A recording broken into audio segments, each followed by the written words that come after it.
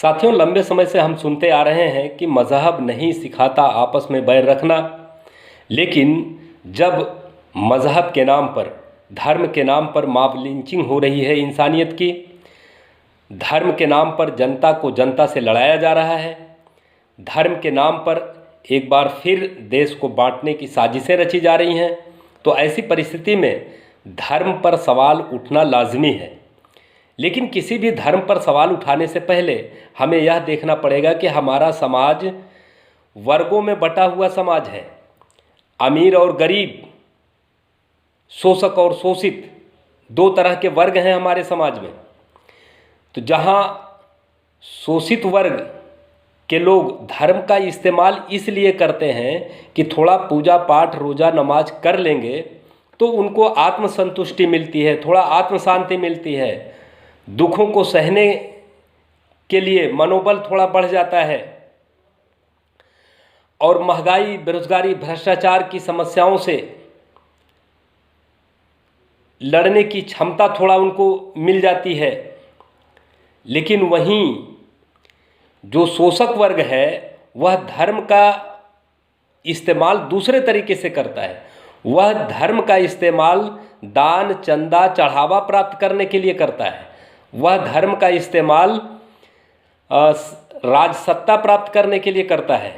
राजसत्ता प्राप्त करके अपने धन संपत्ति को बढ़ाने की जुगत में लग जाता है। तो इसलिए धर्म के जो झगड़े हैं वो देखने में लगते हैं बेहद भावनात्मक, लेकिन उसकी बुनियाद में आर्थिक सवाल मुख्य होता है। कार्ल मार्क्स जो महान दार्शनिक थे, उन्होंने दास कैपिटल नाम का एक महान ग्रंथ इस दुनिया को दिया। दास कैपिटल यानी पूंजी। पूंजी के प्रथम खंड में भूमिका में लिखते हैं कार्ल मार्क्स, चर्च के 40 नियम होते हैं, उनमें से 39 नियम ऐसे हैं कि अगर कोई उसका उल्लंघन कर दे तो पादरी उसे माफ़ कर सकता है। लेकिन एक नियम ऐसा है जिसका उल्लंघन करने पर पादरी उसे कतई माफ़ नहीं कर सकता, वो है चढ़ावा प्राप्त करने का नियम।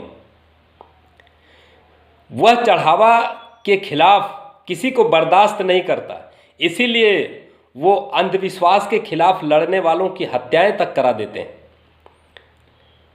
गौरी लंकेश, एम कलबुर्गी, गोविंद पानसारे, नरेंद्र दाभोलकर, इस तरह के महान व्यक्तित्व की हत्या इसी तरह की साजिशों के तहत हुई है। जो लोग चढ़ावा प्राप्त करने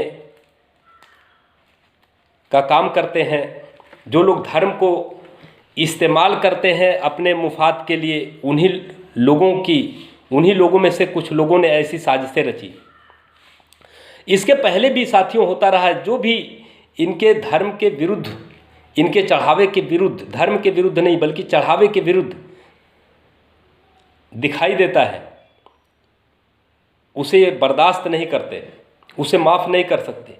एक हत्यारे को माफ़ कर देंगे, बलात्कारी को माफ़ कर देंगे, और चोर को माफ़ कर देंगे, डकैत को माफ़ कर देंगे, लेकिन कोई वैज्ञानिक उनके धार्मिक मान्यताओं के खिलाफ कुछ कह दे, कोई खोज कर दे, तो उसे बर्दाश्त नहीं कर सकते। आप देख सकते हैं इतिहास में कापरनिकस को देश निकाला कर दिया, ब्रूनो को जिंदा जला दिया, गैलीलियो को 8 साल तक जेल में सड़ाया। इन लोगों की क्या गलती थी? इन महान वैज्ञानिकों की गलती बस इतनी ही थी कि इन्होंने बता दिया था कि सूरज धरती का चक्कर नहीं लगाता, बल्कि ये धरती ही सूरज का चक्कर लगा रही है।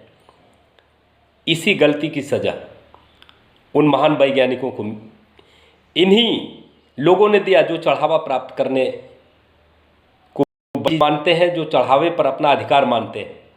तो साथियों, आज धर्म परिवर्तन का जब सवाल आता है तो इन्हीं को तकलीफ होती है।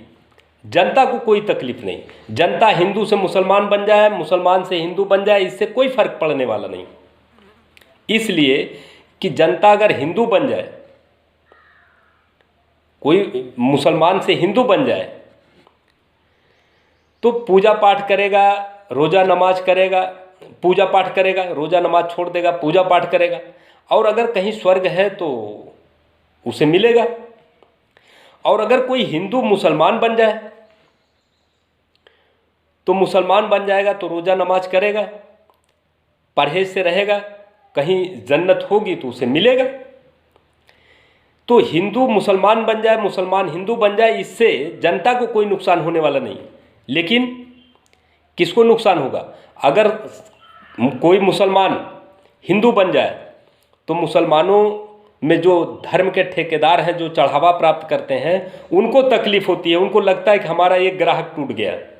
इसी तरह से कोई हिंदू मुसलमान बन जाए तो उनको सबसे ज़्यादा तकलीफ होती है जो हिंदुओं का चढ़ावा प्राप्त करते हैं, हिंदुओं के चढ़ावे को, मंदिरों के चढ़ावे को अपना अधिकार समझते हैं।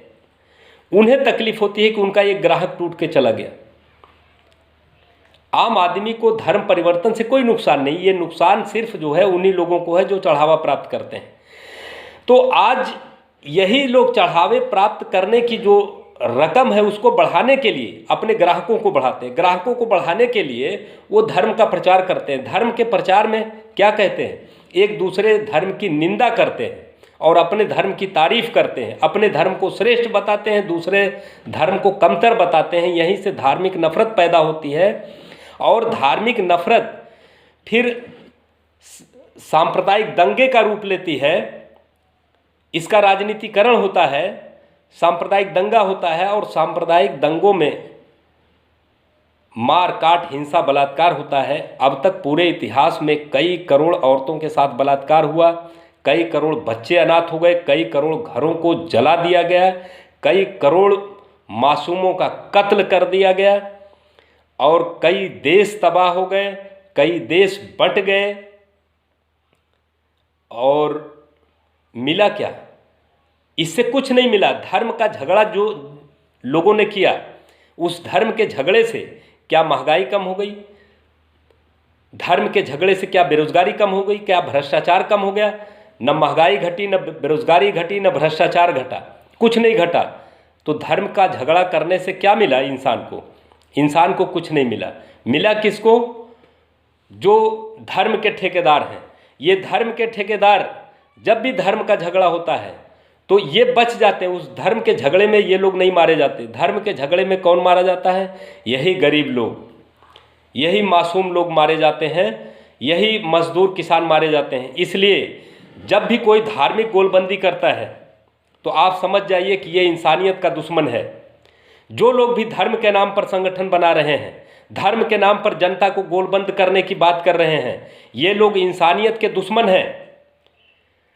और इंसानियत को बचाना है तो मजदूर और किसान के नाम पर, मेहनतकश के नाम पर जनता को संगठित किया जाए। मेहनतकश लोग संगठित होकर के, गरीब लोग, मजलूम लोग, शोषित और उत्पीड़ित लोग, किसी भी धर्म के हों, किसी भी जात के हों, अपने जाति धर्म के भेदभाव को भुला करके अगर संगठित होकर के संघर्ष करेंगे तो इनको अधिकार मिलेगा। महंगाई कम होगी, बेरोजगारी कम होगी, भ्रष्टाचार कम होगा और जनता में खुशहाली आएगी। और अगर ये लोग धर्म के नाम पर संगठित होंगे तो निश्चित तौर पर धार्मिक दंगों को, फसादों को बढ़ावा मिलेगा और इससे इंसानियत का कत्ल होता रहेगा, लेकिन मिलेगा कुछ नहीं। इसलिए साथियों, अगर आप आस्तीन के सांप तलाशने की कोशिश कर रहे हैं तो आस्तीन के सांप यही हैं जो जाति धर्म के नाम पर आपका अपना बनने की कोशिश करते हैं और जनता को जनता से बांटते हैं। वो आपके करीब आ जाएंगे, आपके आस्तीन में सांप की तरह बैठ जाएंगे, कहेंगे हम तुम्हारी जात के हैं, हमारी बिरादरी के हैं, तुम्हारे धर्म के हैं।